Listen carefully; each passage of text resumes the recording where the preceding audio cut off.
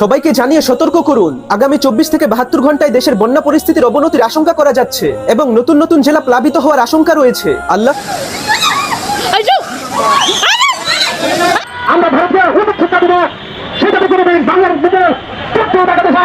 ভারতের এই পানি সন্ত্রাসের জন্য বিশেষজ্ঞরা আন্তর্জাতিক অপরাধ আদালতে মামলা করার পরামর্শ দিয়েছেন। 1993 সালের পর প্রথম ত্রিপুরার ডুম্বুর জলবিদ্যুৎ প্রকল্পের বাঁধ খুলে দিছে ইন্ডিয়া। ভয়ঙ্কর বন্যায় ভীষণ রকম মানবিক বিপর্যয়ে পড়ে আছে 8টা জেলার লক্ষ লক্ষ মানুষ।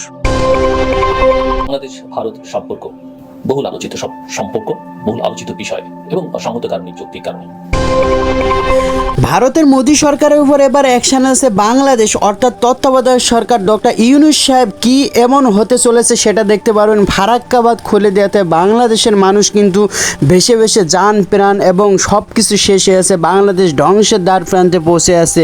তাহলে জনগণ তাহলে এবার কিভাবে বাঁচছে? বাংলাদেশের সাথে এই রকম যুদ্ধ কেন লেগে গেল? প্রিয় দর্শক, ডক্টর ইউনূস সাহেব কি বলতেছেন এবং মোদী সরকার কার অনুমতিতে এই ফারাক্কা বাঁধ খুলে দিয়েছে সেটা কিন্তু বিস্তারিত এই ভিডিওতে দেখতে পারবেন। আপনাদেরকে রিকোয়েস্ট করতেছি, দেখেন কি অবস্থা বন্যায় মানুষের, বাংলাদেশের মানুষের। তো সর্বশেষ হাসিনা সরকার বাংলাদেশ থেকে পলাতক হওয়ার পরপরই কিন্তু এই রকম অবস্থা করেছে মোদী সরকার। আর জানা গেল যে বাংলাদেশের বন্ধু দেশ নাকি বলে ভারত, হাসিনা সরকার এই বন্ধুতে অবস্থান করেছিলেন। যারা লাইক দেননি, লাইক দিয়ে ধারাবাহিকভাবে আজকের সকল আপডেট খবরগুলো আপনারা দেখতে থাকুন। ত্রিপুরার বাঁধ খুলে দেওয়ার পক্ষে খোঁড়া অজুহাত দাঁড় করাচ্ছেন এক শ্রেণীর ভারতপ্রেমী মানুষ, যাদের মধ্যে বাংলাদেশে বসবাসকারী সনাতন ধর্মের অনেকেই আছেন। তারা নিচু গলায় বলার চেষ্টা করছেন যে বাঁধ খুলে না দিলে প্রথমে ত্রিপুরা ডুবে যেত, এরপর পানির চাপে বাঁধ ভেঙে এমনিতেই বাংলাদেশের ফেনী, নোয়াখালী, কুমিল্লা অঞ্চলও ডুবে যেত। ফলে বাংলাদেশকে বাঁচাতে বাঁধ আটকানোর চেষ্টা করলে উভয় দেশ প্লাবিত হয়ে বাংলাদেশ ভারত উভয় দেশই ক্ষতিগ্রস্ত হতো। এ কারণে এক প্রকার বাধ্য হয়েই ভারতকে বাঁধ খুলে দিতে হয়েছে। ভারতপ্রেমীদের এই যুক্তি তিস্তা, ফারাক্কা এবং ত্রিপুরার এই ডম্বুর বাঁধ সহ প্রত্যেক বাঁধের ক্ষেত্রেই প্রযোজ্য। কিন্তু প্রশ্ন হচ্ছে, বাংলাদেশকে না জানিয়ে, সতর্কতার অগ্রিম কোনো সুযোগ না দিয়ে গভীর রাতে হঠাৎ করে বাঁধ খুলে দিল কেন? তার চেয়েও বড় প্রশ্ন হচ্ছে, নদীর মধ্যে ভারত বাঁধ কেন দিল? নদী চলবে নদীর মতো। আকাশের বাতাস যেমন কোনো রাষ্ট্রীয় সীমানা না মেনে স্বাধীনভাবে বয়ে চলে, তদ্রূপ নদীর পানিও তার প্রাকৃতিক নিয়মে উজান থেকে ভাটির দিকে বয়ে চলার কথা। কিন্তু পরিসংখ্যান বলছে, বাংলাদেশ ভারত আন্তঃসীমান্ত 54টি নদীর মধ্যে 30টি নদীতেই ভারত বাঁধ নির্মাণ করেছে, বাকিগুলিতেও বাঁধ নির্মাণের ষড়যন্ত্র করছে। এক কথায় বলতে গেলে, নদীর পানির উপর উজান থেকে ভাটি পর্যন্ত প্রত্যেকটা দেশের যে সমান অধিকার, সেই অধিকার খর্ব করে ভারত একতরফাভাবে বাংলাদেশকে পানি বঞ্চিত করে রেখেছে। নদীকে নদীর মতো চলতে দিলে নদীর গভীরতা, নাব্যতা এবং প্রশস্ততা ঠিক থাকত। হঠাৎ করে বন্যা অথবা পাহাড়ি ঢলে অতিরিক্ত পানি আসলেও নদী সেটা সহ্য করতে পারত এবং সহজে সেই পানিকে ধারণ করে সমুদ্রে পৌঁছে দিতে পারত। কিন্তু ভারত উজানে বাদ দেওয়ার কারণে বাংলাদেশের নদীগুলো শুকিয়ে খালের মতো হয়ে গেছে, পলি মাটি জমে নদীগুলো ভরাট হয়ে গেছে, বিভিন্ন জায়গায় চর উঠে গেছে। এখন হঠাৎ করে এত বিপুল পরিমাণ পানি ছেড়ে দিলে বাংলাদেশের অগভীর এবং চিকন নদীগুলো সেই পানি আর ধারণ করতে পারে না। ফলে আশপাশের পুরো অঞ্চল প্লাবিত হয়ে ভয়াবহ মানবিক বিপর্যয় দেখা দেয়, যার চাক্ষুষ প্রমাণ এখনকার ফেনী, নোয়াখালী, কুমিল্লা, চট্টগ্রাম, খাগড়াছড়ি এবং ব্রাহ্মণবাড়িয়ার মতো জেলাগুলিতে ভয়াবহ মানবিক বিপর্যয়। কাজেই এখন কেউ যদি ভারতের পক্ষে সাফাই গাইতে আসে এবং এ কথা বলে যে পানি ছেড়ে না দিয়ে ভারতের কোনো উপায় ছিল না, তাহলে তাকে চোখে আঙুল দিয়ে ভারতের পানি সন্ত্রাস দেখিয়ে দেওয়া উচিত। দেখিয়ে দেওয়া উচিত যে ভারত কিভাবে বাংলাদেশের চতুর্পাশে বাঁধ নির্মাণ করে এদেশের নদীগুলোকে খুন করেছে। ফসলি জমি থেকে শুরু করে প্রাকৃতিক ভারসাম্য সবকিছু নষ্ট করে দিয়েছে। ভারতের এই পানি সন্ত্রাসের জন্য বিশেষজ্ঞরা আন্তর্জাতিক অপরাধ আদালতে মামলা করার পরামর্শ দিয়েছেন। কারণ পানি এবং বাতাস মহান আল্লাহ তাআলার বিশেষ ধরনের নিয়ামত, যার উপর দেশ, জাতি ও ধর্ম নির্বিশেষে সবার সমান অধিকার রয়েছে। এই অধিকার থেকে ভারত যদি বাংলাদেশকে বঞ্চিত করে, তাহলে বাংলাদেশ ভারতের জন্য ট্রানজিট সুবিধা থেকে শুরু করে আর কি কি বন্ধ করে দিবে, সে বিষয়টাও এখন আলোচনায় আসা উচিত।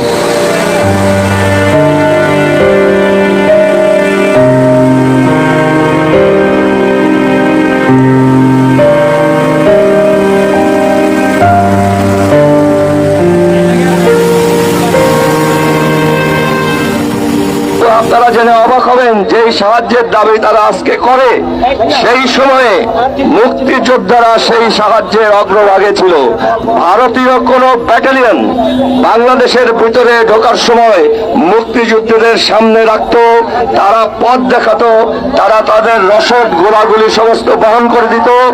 এবং শুধু তাই নয়, তারা এই মুক্তিযোদ্ধাদের সামনে রাখতো এই কারণে যে পরবর্তী জায়গায় কোনো মাইন লাগিয়ে থাকে, সেই সমস্ত মাইনে যাতে আগে বাংলাদেশিরা নিহত হয়। এবং আমি অনেক সেই আমলের যুবককে জানি, তা যারা ভারতীয় একটা ব্যাটালিয়নকে খোলা মাঠের মধ্যে দিয়ে আনার সময় মাইনে নিহত বা হতো বা পঙ্গু হয়েছেন। ভারতকে যদি সেই সময় মুক্তিযোদ্ধারা এইভাবে সহযোগিতা না করত, তাহলে 16 দিনের ওই যুদ্ধ জয় করা ভারতীয়দের কখনোই সম্ভব হতো না। অথচ আজকে দেখুন, ভারত একেবারে সব কিছু ভুলে গিয়ে শুধু বলে আমরা তোমাদের মুক্তিযুদ্ধে সহযোগিতা করেছি, এই জন্য সারা জীবন গোলামি করতে হবে ভারতের। এটা খুব অযৌক্তিক দাবি। তারা পানি নিয়ে আমাদের সাথে যা করছে সেটা বর্বরতা, হিংস্রতা, অমানবিকতা এবং আন্তর্জাতিক আইনের সম্পূর্ণ লঙ্ঘন। এবার আমরা দেখেছি যে ভারত শেষ পর্যন্ত শেখ হাসিনা নামক এক খুনিকে এবং মানবতা বিরোধী অপরাধে পারদর্শী এক মহিলাকে বাংলাদেশে তাদের প্রতিনিধি নিয়োগ করে। সম্প্রতি তাকে আমরা বিতাড়িত করেছি ছাত্র জনতা এবং শেষ পর্যন্ত আমাদের গর্বের সেনাবাহিনীর সহায়তায়। সেই মহিলা ওখানে বসে এখনো ভারত সরকারকে পরামর্শ বুদ্ধি দিয়ে যাচ্ছেন কিভাবে বাংলাদেশকে আরো ক্ষতি করা যায়। এইবার ভাইয়েরা আমার, আমরা এসেছি 1993 সালের পর প্রথম ত্রিপুরার ডুম্বুর জলবিদ্যুৎ প্রকল্পের বাঁধ খুলে দিছে ইন্ডিয়া, আর তার সাথে খুলে দিছে গজলডোবা বাঁধ। আর বানের পানি বিধ্বংসী রূপে ছুটে আসছে বাংলাদেশের দিকে, ডুবে গেছে জেলার পর জেলা। কিন্তু কেন? কারণ বাংলাদেশকে বন্যায় ডুবাই দিয়া ভারত প্রফেসর ইউনূসের সরকারকে বিপদে ফেলতে চাইতেছে। একই সাথে বাংলাদেশের ছাত্র জনতা দিল্লি দাসী হাসিনাকে জয় বাংলা করে দিছে, তার মানে ইন্ডিয়ারে আউট করে দিছে। এইটা সফল করায় ভারত তার প্রতিহিংসা চরিতার্থ করতেছে। ভারত আর হাসিনা আমাদের যে কোনো বৈধ লড়াইকে জঙ্গি জামাত ট্যাগ দিয়া ডিলেজিটিমাইজ করতো। এখন কোনো কিছু করতে না পেরে পাগল হয়ে গেছে। হাসিনার পতনের সাথে ইন্ডিয়া আউটের সাথে কেমনে এই বাঁধ খুলে দেওয়া জড়িত, আসেন সেটা আমরা দেখি। বিরোধী দলের আন্দোলনকে যদি জঙ্গি আন্দোলন হিসেবে দেখানো যায়, তাইলে এর বিরুদ্ধে পশ্চিমা দেশগুলোকে উস্কে দেওয়া যায়, এবং এটাই করে আসছে আওয়ামী লীগ দিনের পর দিন, যুগের পর যুগ ধরে। ভারতের কপাল খারাপ, সেই সুযোগ পাওয়ার আগেই খুনি হাসিনা প্রাণ নিয়ে পলাই গেছে ইন্ডিয়া।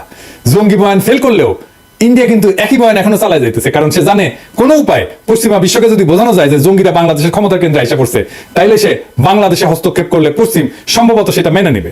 যেমন তারা 7ই জানুয়ারির দামি নির্বাচনকেও প্রকৃতপক্ষে মেনে নিছিল। প্রফেসর ইউনূস দেশের ক্ষমতা গ্রহণ করায় ভারত এবং তার গোয়েন্দা সংস্থারও একটা বড় মুশকিল পড়ে গেছে। তারা তাকে জঙ্গি বলে দুনিয়াতে প্রোপাগান্ডা করতে পারতেছে না। প্রফেসর ইউনূস জঙ্গি, এই কথাটা স্বয়ং মোদী নিজেও বিশ্বাস করতে পারবে না। সুতরাং তারা নামছে এমন এক কাজে যেন প্রফেসর ইউনূসের সরকারকে ক্রমাগত বিপদে ফেলা যায়, এবং তারা এই কাজ করে যাবে, দিনের পর দিন করবে, একটার পর একটা করে যাবে। এই বন্যায় ব্যাপক ক্ষয়ক্ষতি হবে, ফসল ডুবে গেছে, খামার ধ্বংস হয়েছে, গবাদি পশু মারা গেছে, প্রচন্ড খাদ্যাভাব দেখা দেবে, মানুষজনকে সরাইতে হবে, এবং পুরা প্রশাসন, পুরা সরকার এই বন্যার ধকল সামলানোর কাজে ব্যস্ত হয়ে যাবে। এই অর্থনৈতিক ধাক্কা সামলানো খুব কঠিন হয়ে যাবে। তার মধ্যে তো হাসিনা দেশকে পুরোটা ফোকরা বানাই দিছে। এখন তাদের একটাই মিশন, তা হইল প্রফেসর ইউনূসের সরকারকে যেভাবে পারে বেকায়দা ফেলা। এই বাঁধ খুলে ডুবায় দেওয়া তারই একটা পদক্ষেপ। এই বন্যা পরিকল্পিত বন্যা, এটা কোনো প্রাকৃতিক দুর্যোগ না। কোনো সতর্কতা ছাড়া একবারে বাঁধ খুলে জনপদের পর জনপদ ডুবাই দিছে। আইন অনুসারে এটা করতে পারে না, কিন্তু সতর্কতা দিতে হবে এবং ধীরে ধীরে পানি ছাড়তে হবে, এটাই নিয়ম। এটা প্রতিহিংসা। আর এইটা আমরা ভারতের মিডিয়ার হেডলাইনে দেখতে পাই। দেখেন কি লিখছে, কি নির্মম রসিকতা। অবশ্য আমাদের পোলাপানেরা ওই রসিকতার পরে ওই ওয়েবসাইটে জয় বাংলা করে দিয়েছে হ্যাক কইরা। তো যাই হোক, আমরা কি ভারতের এই প্রতিহিংসার মুখে বসে থাকবো?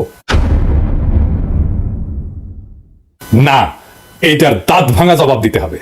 এর দাঁত ভাঙা জবাব হিসেবে আমরা টোটাল ইন্ডিয়া বয়কটের ডাক দিচ্ছি। আমরা এর আগে ইন্ডিয়ান প্রোডাক্ট বয়কট করছিলাম, কিছু সিলেক্টেড প্রোডাক্ট বয়কট করছিলাম, এইবার আমরা টোটাল ইন্ডিয়া বয়কটের ডাক দিচ্ছি। শুধুমাত্র ইন্ডিয়া পণ্য না, সেই সাথে ইন্ডিয়া থেকে সকল প্রকার শিল্পের কাঁচামাল আনা বন্ধ হবে। ছাত্র জনতা এটা নিশ্চিত করবেন। তৃতীয় দেশ থেকে কাঁচামাল আনলে খরচ যদি কিছুটা বেশিও পড়ে, সেইটা আওয়ামী চাঁদাবাজি বন্ধ হয়, শিল্পের মালিকানা পুরোপুরি পুষায় নিয়েও লাভের খাতায় কিন্তু থাকবেন। আমাদের সাপ্লাই চেইন ইন্ডিয়া থেকে সরায় নেওয়ার এটাই মোক্ষম সময়। একই সাথে ভারতের সকল এয়ারলাইন্সকেও বয়কট করা হলো। ইন্ডিয়ান কোনো এয়ারলাইন্সে কেউ টিকিট কাটবেন না, কোনো বন্দরে ভারতীয় মালামাল খালাস করবেন না, কোনো দোকানে ভারতীয় পণ্য পাইলে সেটা এখন ধ্বংস করবেন। আমরা এর আগে বলছিলাম তুলে নিতে বলবেন, না রাখতে বলবেন, কিন্তু এখন বলতেছি এটা ধ্বংস করবেন। কোনো ভারতীয় পণ্য বহন করবেন না, কোনো পরিবহন যেন না পায় পণ্য নিয়ে আসার জন্য। ওরা ভিসা সেন্টার বন্ধ করে দিয়েছে, খুব ভালো করছে। আর যেন না খোলে। ওরা মৈত্রী ট্রেনটাকে চালাইতে উৎসাহ পাইতেছে না, চালাস না। আমরা খুব খুশি, না চালাইলে আমরা সবচেয়ে খুশি হব। সরকারকে আহ্বান জানাচ্ছি, ভারতের সাথে সকল চুক্তি উন্মুক্ত করেন, যা যা এখনই বাতিলযোগ্য সেইগুলো বাতিল করেন। মোংলা পোর্ট দিয়ে দিচ্ছেন, ট্রানজিট দিচ্ছেন, সব বাতিল করেন। টোটাল ইন্ডিয়া আউট বাস্তবায়ন করে আমরা ইন্ডিয়াকে উচিত জবাব দেব, যা তারা বহুযুগ মনে রাখবে। আর কি করব? ইন্ডিয়া শুকনা মৌসুমে কখনোই চুক্তি মোতাবেক আমাদের পানি দেয় নাই, অথচ বর্ষার সময় আমাদের পানিতে ডুবায় মারে। ভারতের এই জঘন্য খেলা বন্ধ করার এটাই সময়। ভারতের কাছে পানি পাওয়া, যেটা আন্তর্জাতিক আইনে আমাদের প্রাপ্য, তার আশা করা বাতুলতা। আমাদের সামনে একটাই টেকসই দীর্ঘমেয়াদী সমাধান আছে। কি সেটা? সেই সমাধান হইতেছে তিস্তা প্রকল্পের মতো সকল নদীতে ওয়াটার ম্যানেজমেন্ট প্রকল্প বাস্তবায়ন করা। আমরা সরকারের কাছে দাবি জানাই, তিস্তা প্রকল্প সংক্রান্ত চীনের প্রস্তাব অবিলম্বে গ্রহণ করেন। ছাত্র জনতাকে আহ্বান জানাবো সরকারকে এই বিষয়ে ব্যাপক চাপ দিতে, যেন এই প্রকল্প চীনকে অবিলম্বে দিয়ে দেওয়া হয়। চীন প্রস্তুত আছে, চীন বারবার বলতেছে এই প্রকল্পে তারা বিনিয়োগ করতে আগ্রহী। এই প্রকল্প চীনকে দিয়ে দেন, ইন্ডিয়ার গালে 2 থাপ্পড় দেওয়া হবে আমরা যদি এই প্রকল্প চীনকে দিয়ে দিই। ফাইনালি ভারত বন্ধু আর ভারতকে কিছু আখেরি কথা বলতে চাই, কান খুইলা শুনে রাখেন। অনেকে মনে করেন ভারত বড় দেশ, আমাদের ঘিরা আছে, হুরে বাবা আমাদের খায়া ফেলবে। জিনা, ভারত আমাদের ঘিরা নাই, আমরা ভারত দিয়ে বেষ্টিত না। ভারত বরং চারিদিকে শত্রু রাষ্ট্র দিয়ে বেষ্টিত। সরাসরি শত্রু না হলেও তারা ভারতের বন্ধু না, যারা ভারতকে বেষ্টন করে আছে। ম্যাপটা খুলে দেখেন, একদিকে পাকিস্তান, চীন, নেপাল, বাংলাদেশ, আর ওইদিকে মায়ানমারের গণতন্ত্রকামীরা জিতে গেলে ওরা বাম্বু দেবে ইন্ডিয়াকে সকাল বিকাল। ইন্ডিয়াকে ঘিরে ফেলা হয়েছে চারিদিক থেকে, চারিদিকে ওর হোস্টাইল টেরিটরি। আর আমরা তিস্তার চায়নাকে ডেকে না চিকেন নেক সেটা ধরবো। 15 বছর ফ্যাসিবাদের ঘানি টানাইছে ইন্ডিয়া, এইটার মূল্য ইন্ডিয়াকে চোকাইতে হবে কড়ায় গন্ডায় আগামী 50 বছর ধরে। একটা কবিতা ছিল, মুক্তিযুদ্ধের সময় লেখা হয়েছিল, সেই কবিতা আমরা আবার পড়বো। তুমি আমার আকাশ থেকে সরাও তোমার ছায়া, তুমি বাংলা ছাড়ো। তুমি আমার বাতাস থেকে মোছো তোমার ধুলা, তুমি বাংলা ছাড়ো। তুমি আমার জলস্থলের মাদুর থেকে নামো, তুমি বাংলা ছাড়ো। শত্রু দেশের সাথে কোনো ডিলিংস না, ইন্ডিয়ার সাথে কোনো ডিলিংস না। যারা শত্রু দেশের সাথে হাত মিলাবে তাদের ক্ষমা নাই। ইনকিলাব জিন্দাবাদ। ভয়ঙ্কর বন্যায় ভীষণ রকম মানবিক বিপর্যয়ে পড়ে আছে 8টা জেলার লক্ষ লক্ষ মানুষ। কিছু কিছু জায়গায় এই বিপর্যয় একেবারে মারাত্মক মানবিক বিপর্যয়ে পরিণত হয়েছে। ফেনী জেলার কথা আমরা জানি, যেটা প্রায় সম্পূর্ণ যোগাযোগ বিচ্ছিন্ন। এটা শুধুমাত্র সড়ক পথে যোগাযোগ তো দূরেই থাকুক, এখানে এমন পরিস্থিতি হেলিকপ্টার চাইলে ল্যান্ড করার জায়গা পাচ্ছে না। দুর্যোগপূর্ণ আবহাওয়ায় হেলিকপ্টার চালানো খুব সংকটের পর্যায়ে চলে গেছে। শুধু সেটাই নয়, যেহেতু প্রচুর উঁচু পর্যন্ত পানি উঠে গেছে, বিদ্যুৎ বন্ধ করা হয়েছে। বিদ্যুৎ বন্ধ থাকার কারণে যেটা হয়েছে, মোবাইল নেটওয়ার্কের সাথে ডিসকানেক্টেড হয়ে গেছে ফেনী জেলা বা আরো 2-1টা জেলার কিছু কিছু উপজেলা। সেখানে মোবাইল ফোন চার্জ করা যাচ্ছে না, মানুষ ফোন করে যে তার অবস্থান জানান দিবে সে অবস্থা হচ্ছে। সো এটা বিভৎস অবস্থা চারদিকে। ঢাকা চট্টগ্রাম মহাসড়কে পানি উঠে গেছে। ঢাকার সাথে যে কোনো মুহূর্তে ওই অঞ্চলগুলো যোগাযোগ বন্ধ হয়ে যেতে পারে। চট্টগ্রামের সাথে ট্রেন চলাচল বন্ধ হয়ে গেছে। সো এইরকম একটা পরিস্থিতিতে এক বিরাট পরীক্ষার সামনে আমাদের অন্তর্বর্তীকালীন সরকার। খুব অল্প সময়ের মধ্যে, মানে 2 সপ্তাহ হয়নি ঠিক মতো তারা দায়িত্ব নিয়েছেন, তার মধ্যে এই বিরাট একটা সংকটে পড়লো। এবং যেহেতু এটা ফ্ল্যাশ ফ্লাড, মানে ভারত থেকে আসা তাদের বৃষ্টির পানি, সাথে তাদের একটা জলবিদ্যুৎ প্রকল্পের স্লুইস গেট খুলে দেওয়ার পানি, সব মিলে, আর আমাদের এখানে বৃষ্টি তো আছেই, অতি দ্রুত পানি বেড়ে গেছে। সো একটা বিভৎস পরিস্থিতি তৈরি হয়েছে। আমি আজ অন্তত খেয়াল করছি যথেষ্ট রকম চেষ্টা সরকারের দিক থেকে, নৌবাহিনী, বিমান বাহিনী, সেনাবাহিনী সবাই আছে, এবং আমাদের সাধারণ জনগণও তার সাথে যতটা সম্ভব যুক্ত থেকে চেষ্টা করছেন। কিন্তু একটা প্রশ্ন হচ্ছে, এই ভয়ঙ্কর পরীক্ষাটা সরকার পড়ে সে কেমন করছে, এবং আমরা ভবিষ্যতে সরকারের কাছে এই ধরনের পরিস্থিতিগুলোতে কি এক্সপেক্ট করি, এটা খুব জরুরি। প্রথমে একটা কথা বলে নেওয়া দরকার যে এই সরকার যখন দায়িত্ব নিয়েছে, বহু জায়গায় এমন পরিস্থিতি আছে যে পুরনো সরকারের ভূত রয়ে গেছে এবং তারা এই সরকারকে নানাভাবে অসহযোগিতা করে এক ধরনের স্যাবোটাজের প্ল্যান করছে। আমি ব্যক্তিগতভাবে মনে করি এই ঘটনা এই বন্যার ক্ষেত্রেও ঘটেছে। না হয় কেন বিআইডব্লিউটি এর অফিস ঘেরাও করতে হবে ছাত্রদের, এবং সেখানে উপদেষ্টা জনাব নাহিদকে গিয়ে সেটার সাথে থেকে দাবি দাওয়া পেশ করতে হবে কেন যে সকল নৌযান স্পিড বোট খুব দ্রুত উপদ্রুত এলাকায় পাঠাতে হবে, এই চাপটা কেন দিতে হবে বিআইডব্লিউটিএ কে? কিন্তু দিতে হয়েছে। তাদের 5 দফা দাবি দিয়েছেন এবং সেখানে যে দায়িত্বে আছেন তাকে এই রকম এক ধরনের আলটিমেটাম দিয়ে কাজ করাতে হয়েছে। তার মানে এটা যে সরকারের ভেতরে এখনো বহু লোক বিভিন্ন ওপরের পর্যায়ে রয়ে গেছে যারা আসলে আগের সরকারের ভূত এবং তার পারপাস সার্ভ করছে। আমরা অনেকেই আওয়াজ করছি, কিন্তু আমরা ঠিক সেই অর্থে সরকারি দিক থেকে ব্যবস্থা দেখছি না। এই দেশের কোনো একটা সর্বোচ্চ পদ, সেটা সচিবের হোক, সেটা পুলিশের হোক, সেটা ভার্সিটি হোক বা এই ধরনের কোনো সংস্থান হোক, সে বিগত সরকারের বেনিফিশিয়ারি না হয়ে সে পদ পায়নি। যত দ্রুত সম্ভব তাদেরকে সেখান থেকে সরিয়ে দেওয়া জরুরি ছিল, কিন্তু আমরা করিনি এবং সেগুলো ভুল চলছে। সোফার ম্যানেজমেন্টে যা দেখছি আমি মনে করি যে সরকারের কিছু দেরি হয়েছে, সেটা এই ধরনের কারণে হোক অথবা সরকারের পরিস্থিতি ইভ্যালুয়েশন ঠিক মতো না করার কারণে হোক হয়েছে। কারণ আজকে যখন এমন পরিস্থিতি তৈরি হয়ে গেছে যে সেনাবাহিনী, নৌবাহিনী, বিমান বাহিনী মিলেই এখন এই রেস্কিউ করা ইজ গেটিং টাফার। আমরা তো আরো 3 দিন আগে থেকে অন্তত এখানে যে পানি অনেক বেড়ে গেছে, বেড়ে যাচ্ছে খুব দ্রুত, এই আলাপগুলো ছিল। আমরা আজকের যে করিতকর্মা ধরনের পদক্ষেপ আছে সেটা কি আমরা এই গত 2 দিন 3 দিন দেখিনি। এবং সত্যিকার অর্থে সরকারের যে একটা জেনুইন ব্রিফিং যে হোয়াট এক্স্যাক্টলি ইজ হ্যাপেনিং, আমরা সেই জিনিসটা আসলে আমাদের সামনে খুব ভাবে আসে নাই। আমরা ফেসবুকে বিভিন্ন নিজের উদ্যোগে আমরা ছবি তুলে ভিডিও করে করে দিয়েছি, এবং বলা বাহুল্য এর মধ্যে অনেক ফেক ছবি আমরা এর মধ্যে শেয়ার করছি এটার বন্যার বলে, এগুলো ঠিক না, কিন্তু আমরা করেছি। সো আমাদের এটা মনে রাখা দরকার আছে যে সরকার ইনিশিয়াল রেসপন্সে, আমরা আবারও বলছি, বাইরে থেকে মানুষজন কিন্তু যারা ওখানে ভুক্তভোগী আছেন তারা আসলে সরকার কি ধরনের সমস্যা ফেস করছে সেটা তারা দেখবেন না। এটা কি তার অভ্যন্তরীণ কোনো যন্ত্র সেটাকে ডিলে করিয়েছে, নাকি সরকারের নিজস্ব এক ধরনের ডিলেড রেসপন্সের কারণে হয়েছে, সেটা মানুষ দেখবে না। দেখবে আসলে পরিস্থিতিটা বেশ ঘোলাটে হয়ে গেছে। আমরা এখনো জানি না 1জন বা 2জনের মৃত্যুর খবর এসছে, কিন্তু আমরা আশঙ্কা করি, আমরা চাই আমাদের এই আশঙ্কাটা ভুল হোক, যে মৃত্যুর সংখ্যা খুব বেশি হবে না, কিন্তু খুব সম্ভাবনা আছে যেরকম একরকম যোগাযোগহীন পরিস্থিতিতে সবাই পরিস্থিতি তৈরি হয়েছে তাতে এই ধরনের ঝুঁকি বেড়ে যায়। আমরা ভবিষ্যতে একটা জিনিস এই সরকারের কাছে দেখতে চাই, যেটা আগের সরকারের কাছে কখনোই ছিল না। দেশে যখন দুর্যোগ হবে, এই দুর্যোগটা এমন ওয়াইড স্প্রেড হচ্ছে, এখানে আসলে সব মানুষের ইনভলভমেন্ট ইম্পর্টেন্ট, কিন্তু দুর্যোগ মোকাবেলা করা, মানুষকে রেস্কিউ করা, মানুষকে সাহায্য করা সরকারের দায়িত্ব। জনগণ যদি করে দ্যাটস গুড। আমরা একটা সমাজ চাই যেখানে মানুষের প্রয়োজনে কাজে লাগবে, কিন্তু এই রাষ্ট্রীয় দায়িত্বটা রাষ্ট্র পালন করবে। আওয়ামী লীগের মতো ফাজলামো করবে না। আওয়ামী লীগ করোনার সময় ত্রাণ দিত, এত দিয়েছি, ওটা দিয়েছি, সেটা দিয়েছি, হিসাব করে দেখিয়েছিলাম যে ত্রাণ যত মানুষকে দেয় বলেছে তাতে মাথা পিছু দিন প্রতি সাম পয়সা পড়ে এবং সাম গ্রাম 11-12 গ্রাম চাল পড়ে, আমরা যদি ভাগ দেন করে দেখিয়েছি। এই সরকারের কাছ থেকে আমরা দেখতে চাই মানুষই কেন্দ্রে, যদি উন্নয়নের কথা বলা হয় সেটা হচ্ছে মানুষই সেটার কেন্দ্রে, মানুষের জীবন সেটার কেন্দ্রে, মানুষের বেঁচে থাকা সেটার কেন্দ্রে, মানুষের মত প্রকাশ কেন্দ্রে, মানুষের খাওয়া পড়া আশ্রয় চিকিৎসা শিক্ষা তার সামাজিক সুরক্ষা এগুলো হলো সব উন্নয়নের কেন্দ্রে। সেটা আমরা এই সরকারের কাছ থেকে দেখতে চাই। আমি আশা করি এখন যেভাবে অ্যাক্টিভ হয়েছে সবাই মিলে আমরা এই দুর্যোগ থেকে খুব দ্রুত অন্তত মানুষের জীবন বাঁচাতে পারবো এবং তাদেরকে নিরাপদ জায়গায় নিয়ে যাওয়ার পর থেকে অঢেল ত্রাণ থাকতে হবে। মানুষ যাতে খাওয়া নিয়ে তার বেঁচে থাকার জন্য লিস্ট যেটুকু প্রয়োজন খাবার তার চেয়ে বেশি খাবার পায়। আমরা রাষ্ট্র এই সরকার বোঝাতে হবে যে মানুষের জীবন বাঁচানো, মানুষকে ভালো রাখাই হলো একমাত্র কাজ, প্রধান না, এটাই একমাত্র কাজ। বাকি যা কিছু করবো আসলে যত পদক্ষেপ নেব সেটা মানুষকে ভালো রাখার জন্য। যার যার চিকিৎসা প্রয়োজন সেখানে তাকে সেইভাবে রেসপন্ড করে ট্রিটমেন্ট দিতে হবে।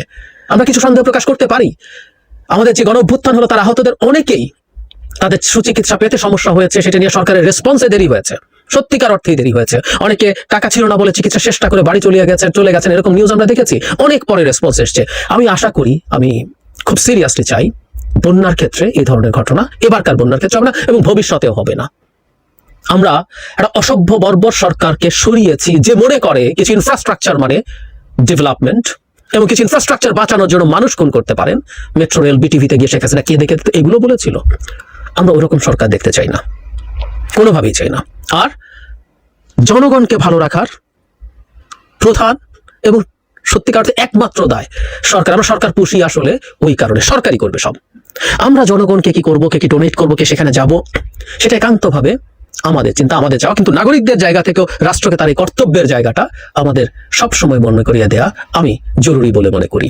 আমি আশা করি এই বন্যা একটু দেরিতে রেসপন্স করা হলেও সংকট আছে, কিন্তু প্লিজ এই সরকারকে বুঝতে হবে, মানুষ যখন চরম বিপদে পড়ে যাবে, মানুষ যখন মারা যাবে, মানুষ যখন খাবার পাবে না, মানুষ যখন চিকিৎসা পাবে না, মানুষ আসলে বুঝতে চাইবে না, এটা বোঝার কথা না। আমি যদি জীবনের শেষ পর্যায়ে পৌঁছে যাই, আমি যদি মরে যাই, আমি যদি খেতে না পারি, আমি যদি অসুস্থ হয়ে পড়ি, আমার এটা তলিয়ে দেখার কিছু নাই। যিনি দায়িত্বে আছেন আমি তাকেই ব্লেম করব, এই ব্লেম করাই খুব স্বাভাবিক। সুতরাং রেসপন্সে আমি দূর থেকে যতদূর বুঝি, সাদা চোখে যা বুঝি, 2-3 দিন দেরি হয়ে গেছে। এবং আমাদের এই ধরনের ফ্ল্যাশ ফ্লাডে কিন্তু 2-3 দিন অনেক বেশি লম্বা সময়, ঘন্টায় এখানে হিসেব হয়। এত হু করে পানি এই সময়গুলোতে ঢোকে, কারণ এখানে ভারত থেকে দুরকম পানি এসে এই ঘটনাটা ঘটিয়েছে। সুতরাং দেরি হয়েছে, আমি আশা করি এই দেরি তারা রিকভার করবেন যত দ্রুত সম্ভব। এই ম্যানেজ তো করবেনই, সামনে আরো একই ধরনের সংকট আমাদের আসতে পারে, আমাদের অন্যান্য বেসিনে, তিস্তা বা পদ্মা বেসিনে একই রকম ঘটনা ঘটতে পারে, বা অন্য যে কোনো দুর্যোগ। আমরা আওয়ামী লীগের মতো নির্লিপ্ততা, কম সক্রিয়তা, নির্লিপ্ততা দূরেই থাকুক, কম সক্রিয়তাও দেখতে চাই না। একটা জীবনকেও বাঁচানোর জন্য, একটা জীবনকেও ভালো রাখার জন্য রাষ্ট্র তার সবকিছু করবে, এই সরকারের কাছে আমরা তা দেখতে চাই। বাংলাদেশ ভারত সম্পর্ক বহুল আলোচিত সম্পর্ক, বহুল আলোচিত বিষয় এবং সংহত কারণে, যৌক্তিক কারণে দুটো দেশ পাশাপাশি ঐতিহাসিক সম্পর্ক আছে, সম্পর্কে টানাপোড়েন আছে। কেউ কেউ এটাকে বন্ধু রাষ্ট্র বলেন ভারতকে, ভারতীয়রাও সেটা বলেন। বন্ধুত্বের একটা ঐতিহাসিক সম্পর্কের জায়গায় দুই দেশ পৌঁছেছে, কিন্তু বাস্তবতাটা একেবারেই ভিন্ন। প্রশ্ন হচ্ছে বাংলাদেশ ভারতকে কিভাবে দেখবে বা ভারত কিভাবে দেখে, এই প্রশ্ন এখন অনেকেই তুলছেন। ভারত কি বাংলাদেশকে শত্রু রাষ্ট্র হিসেবে দেখে? মুখে অনেক সুন্দর সুন্দর কথা বলে, কিন্তু কাজে তার বিলটা পাওয়া যায় না। কথা এবং কাজের মিলটাই আসলে আমরা করতে চাই। আজকে বাংলাদেশের একটা অঞ্চল পানিতে ভেসে যাচ্ছে, মানুষ বলছে, বিশেষজ্ঞ বলছে, এবং বাস্তবতা হচ্ছে ভারত এর পেছনে। আবার বাংলাদেশ অনেক সময় পানি পায় না, বাংলাদেশের ন্যায্য পাওনা ভারত বাংলাদেশকে বছরের পর বছর বুঝিয়ে দেয় না। 54টা নদী, অভিন্ন নদীর হিস্সা বাংলাদেশ পায় না। ফারাক্কা নিয়ে প্রচুর কথাবার্তা আমরা বলেছি, আমরা তিস্তা নিয়ে কথা বলছি, ওরা আশ্বাস দেয়, কথা রাখে না। ভারত উজানের দেশ এবং প্রায় প্রতিটি নদীর প্রবাহ পথে বাঁধ দিয়ে রেখেছে। বাংলাদেশ ভারতের পানি শাসনের শিকারে পরিণত হয়ে কৃষি এবং প্রাণ বৈচিত্র্যের দিক থেকে মারাত্মক ক্ষতির মুখে পড়ছে গত কয়েক দশক ধরেই। এর মধ্যে এই মাত্র 2 দিন আগে মধ্যরাত থেকে ডম্বুর বাঁধ খুলে দিয়ে বাংলাদেশে আকস্মিক বন্যা সৃষ্টির জন্য ভারতকে দায়ী করা হচ্ছে। অনেকে দায়ী করছেন 31 বছর পর রাতের অন্ধকারে এই গেট খুলে দিয়ে বাংলাদেশের মানুষের প্রাণ এবং সম্পদ নষ্টের এই নজির পৃথিবীতে বিরল। এই ঘটনা প্রমাণ করে ভারত বাংলাদেশকে আসলে শত্রু রাষ্ট্রই মনে করে, বা মিত্র তো মনেই করেই না। ভারতের এই পানি সন্ত্রাসকে অনেকে গণহত্যার সাথে তুলনা করছেন, অনেকে জায়গায় প্রতিবাদ এবং বিক্ষোভ মিছিল হয়েছে। এটা স্পষ্টভাবে আন্তর্জাতিক আইনের লঙ্ঘন। আইন অনুযায়ী উজানের দেশ বাদ দিতে পারে না। আবার দুই দেশের সম্মতিতে বাদ হলেও বিনা নোটিসে পানি ছেড়ে দেয়া হলে সেটা আইনের লঙ্ঘন। এই সরকার চাইলে, অর্থাৎ অন্তর্বর্তীকালীন বাংলাদেশ সরকার চাইলে ভারতের বিরুদ্ধে মামলার আবেদন করতে পারেন। ভারত আইনের লঙ্ঘন করেছে, ফলে এটা পরিকল্পিত একটা হত্যার ছক, এটা গণহত্যা। রাতের অন্ধকারে গেট খুলে দিয়ে মানুষ হত্যার দায় নিতে হবে নরেন্দ্র মোদী এবং তার সরকারকে। যেমনটা 16 জুলাই থেকে 5 আগস্ট পর্যন্ত যা কিছু ঘটেছে তার দায় শেখ হাসিনা সরকারকে, সেই গণহত্যার দায় নিতে হবে।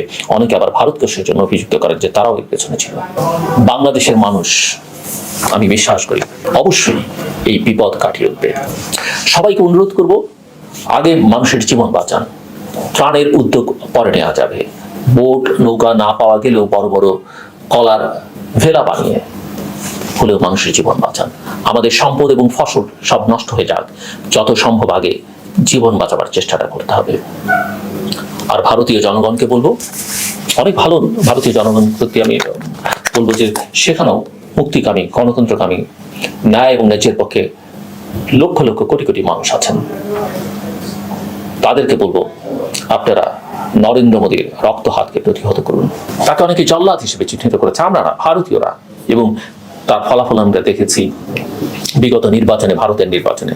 এই জল্লাদের বিরুদ্ধে, এই রক্ত পিপাসুর বিরুদ্ধে প্রতিবাদে রাস্তায় নেমে আসেন। আমরা ভারতের জনগণকে আমাদের পাশে চাই এবং আমরা ভারতের জনগণের পাশে আমরাও থাকতে চাই। আর ভারত যদি মনে করে তারা বাংলাদেশের মানুষকে সহজে মৃত্যুর দিকে ঠেলে দিবে, তাহলে ইতিহাসের চরম ভুলটা করবে ভারত। ইতিমধ্যেই তারা অনেক ভুল করেছে। বাংলাদেশের মানুষের যদি বেঁচে থাকার অধিকার না থাকে, শান্তিতে থাকার অধিকার না থাকে, ভারতও এর বাইরে থাকবে না। ভারতকে মনে রাখতে হবে তাদের নিরাপত্তা এবং অখণ্ডতা বাংলাদেশের স্থিতিশীলতার উপর নির্ভর করে। বাংলাদেশকে শেখ হাসিনার চোখে দেখলে ভুল করবেন। বাংলাদেশের মানুষ ভারত বিরোধী নয়। আমরা নরেন্দ্র মোদীর সন্ত্রাস এবং ভারতের যে রাষ্ট্রীয় আগ্রাসনের বিরোধী, হিন্দুত্ববাদী যে ফ্যাসিবাদ তার বিরুদ্ধে। অনেকেই চোরাগুপ্তা পানি হামলাকে বাংলাদেশের সাধারণ মানুষের বিরুদ্ধে যুদ্ধ ঘোষণা করার শামিল বলে মনে করেন। ভারতকে এর জন্য জবাবদিহি করতে হবে। আমরা মনে করি এই বিপর্যয়, পানির এই বিপর্যয়, বন্যার এই বিপর্যয়ে ভারত শ্রেষ্ঠ। আমরা ভারতীয় মদতপুষ্ট আওয়ামী ফ্যাসিবাদকে পরাজিত করেছি। জনগণের ঐক্য এখনো সুদৃঢ়। এখনই সময় ভারতের সব রকম আগ্রাসনের বিরুদ্ধে রুখে দাঁড়াবার। ভারতকে অবশ্যই বাংলাদেশের মানুষের উপর এই গণহত্যা চালানোর মূল্য দিতে হবে। সময় অনেক বদলে গেছে, ভারতকে সেটা বুঝতে হবে।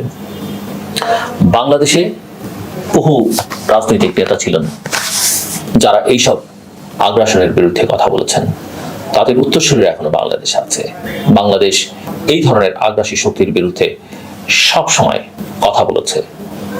বাংলাদেশের একটা ঐতিহ্য আছে। ভারতকে কিভাবে জবাব দিতে হবে যদি তারা এই ধারা অব্যাহত রাখে, সেটা কিন্তু বাংলাদেশ জানে। আগে জনগণের জীবন বাঁচানোর কাজে সবাই না নেমে পড়ি, তারপরে ভারতের এই হীন কাজের জন্য আমরা বিশ্ব দরবারে জনমত তৈরি করবো। আমাদের সরকারের উচিত এখনই ভারতীয় সরকারের সঙ্গে কথা বলা। এর জন্য ভারতকে বিচারের আওতায় আনতে হলে যা যা করা দরকার হবে সেটাও আমরা করতে পারবো। নদী শাসনের হাত থেকে বাংলাদেশকে মুক্ত করতে যে কোনো উপায়ে মুক্ত করতে হবে আমাদের এই চরম বিপদের দিনে সব বিভেদ ভুলে মানুষের পাশে দাঁড়াতে হবে। সব রাজনৈতিক দলকে এগিয়ে আসতে হবে। বাংলাদেশের মানুষ ঐক্যবদ্ধ হয়ে এই বিপদ মোকাবেলা করবে এবং অবশ্যই ভারতকে এর মূল্য দিতে হবে। আমি আগেও বলেছি, আবারও বলছি যে ভারতকে আসলে বাংলাদেশকে বুঝতে হবে। ভারত সেটা বুঝতে ব্যর্থ হয়েছে, বারবার ব্যর্থ হচ্ছে এবং তারা শেখ হাসিনার চোখে আওয়ামী লীগের চোখে বাংলাদেশকে দেখেছে। আওয়ামী লীগে অবশ্য যখন দল হিসেবে বলি আমার নিজেরই খারাপ লাগে। আমি বিশ্বাস করি সেই দলে অনেকে ভালো সমর্থক নেতা কর্মী আছেন, তারা হয়তো তাদের নেতৃত্বের কারণে বা যে নেত্রীকে তারা দেবী তুল্য মনে করেছেন, যে দেবী তাদেরকে ফেলে অসহায়তার মধ্যে রেখে দেশ ছেড়ে পালিয়ে গেছেন, আমি তাদের কথা বলছি না। কিন্তু অবশ্যই ভারতকে বাংলাদেশকে দেখতে হবে তার নিজের চোখে এবং সেখানে বাংলাদেশের জনগণকে মাথার উপরে রাখতে হবে। দেশটাকে বিবেচনায় নিতে হবে, সরকার তারপরে এবং সবার পরে। আমাদের যেসব সমস্যা আছে, শুধু পানি নিয়ে আমি কথা বললাম, আমাদের সীমান্ত সহ অন্যান্য সব সমস্যার সমাধান করতে হবে। অন্যথায় আমরা ভালো থাকবো না, ভারত ভালো থাকবে, এটা কিন্তু হবে না। আর ভারতকে মাথায় রাখতে হবে শুধু আমরা নই, মালদ্বীপ, শ্রীলঙ্কা, নেপাল, ভুটান, আফগানিস্তান, পাকিস্তান কেউ তার সঙ্গে নেই, কেউ না, কোনো দেশের জনগণ নয়। এভাবে আপনি আঞ্চলিক শক্তি তো অনেক পরের কথা, মানে দক্ষিণ এশিয়ার মধ্যে আপনি এখনই আপনার জায়গা নেই, আপনি কিভাবে কোথায় যাবেন? আর ভারতের যারা মিত্র আছে আন্তর্জাতিক অঙ্গনে, তাদেরকে এটা ভাবতে বলবো, আপনাদের এই মিত্রকে আমরা বুঝি যে কেন আপনাদের দরকার। এক অপশক্তির বিরুদ্ধে লড়াই করবার জন্য হয়তো আপনাদের তাকে দরকার, কিন্তু তার যে অপশক্তির কালিমা এই মিত্রের, আপনাদের এই মিত্রের গায়ে লেগে আছে, সেটা থেকে তাকে মুক্ত করবার চেষ্টা করেন। অন্যথায় কারোই কোনো ভালো হবে না, মঙ্গল হবে না। তো সব মিলিয়ে শেষ কথা, আমরা ভারতের সঙ্গে একটা ভালো সম্পর্ক চাই, কিন্তু ভারতকে প্রপারলি বিহেভ করতে হবে আমাদের সঙ্গে। আমরাও তাদের কোনো ক্ষতির কারণ হতে চাই না, তারাও যেন আমাদের কোনো ক্ষতির কারণ হয়। দেশবাসী, আপনারা যে যেখান থেকে ভিডিওটি শুরু থেকে শেষ পর্যন্ত দেখেছেন, আপনাদেরকে অসংখ্য ধন্যবাদ জানাই। আর যারা এই ধরনের নিউজ লাইভ দেখতে ভালোবাসেন, তারা অবশ্যই ইউটিউব চ্যানেলটি সাবস্ক্রাইব করে রাখবেন আর এই ভিডিওটি শেয়ার করে অপর ভাইকে দেখার সুযোগ করে দেবেন। তাহলে সবাই ভালো থাকবেন, সুস্থ থাকবেন। দেখা হবে পরবর্তী কোনো দেশের আপডেট খবর অথবা নিউজ নিয়ে। আসসালামু আলাইকুম।